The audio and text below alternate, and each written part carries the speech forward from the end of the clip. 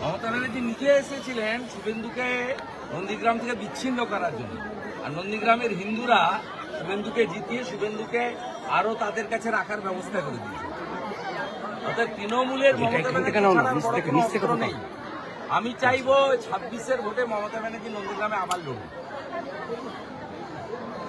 তৃণমূলের সবচেয়ে বড় এবং ওরা বলে, আমি বলি এটা চোরেদের অস্ত্র।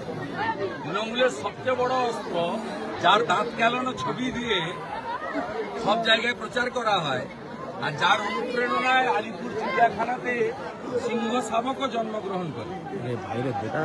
তিনি এখানে একবার হেরেছেন, আরেকবার আসেন।